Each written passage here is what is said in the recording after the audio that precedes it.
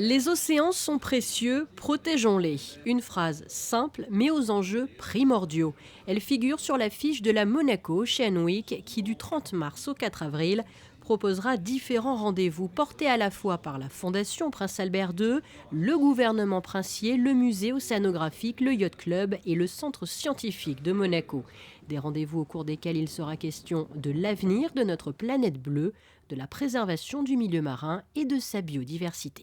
Nous travaillons tous dans la même direction, mais il était apparu important, et notamment au Prince souverain, d'avoir une expression de ce travail et de se donner la possibilité d'échanger sur ces travaux, puis de le montrer à l'extérieur, y compris au public.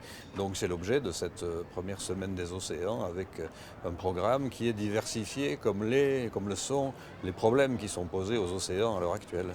Et cette première édition se déroulera dans différents lieux emblématiques, centres scientifiques, organisations hydrographiques internationales, musées océanographiques, yacht club ou stars and bars, avec des experts internationaux comme l'océanographe Sylvia Earle ou Carmenu Vela, commissaire européen à l'environnement, mais les actions menées sur le sol monégasque sous l'impulsion de son Altesse Sérénissime le Prince Albert II seront aussi présentées.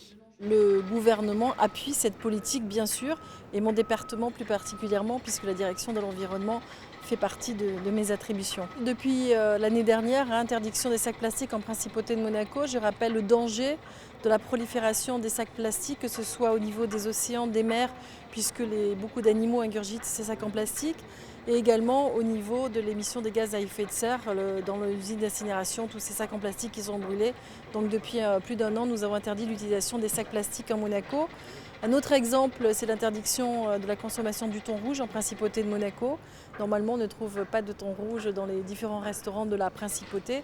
Au total, 30 événements composeront cette semaine basés sur les échanges et la mobilisation.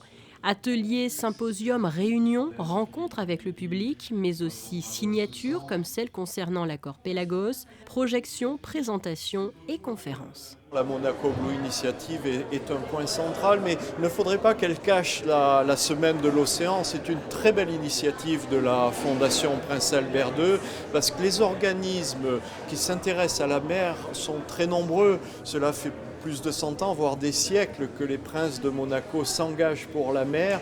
Et aujourd'hui, il est très important que nous trouvons des organisations, des occasions de travailler ensemble, de se coordonner. Et cette semaine de la mer est une très belle occasion. Retrouvez le programme complet sur le site monacooceanweek.org et sachez bien sûr que Monaco Info suivra les temps forts de cette semaine dédiée aux océans. Différents reportages vous seront donc proposés dans nos journaux.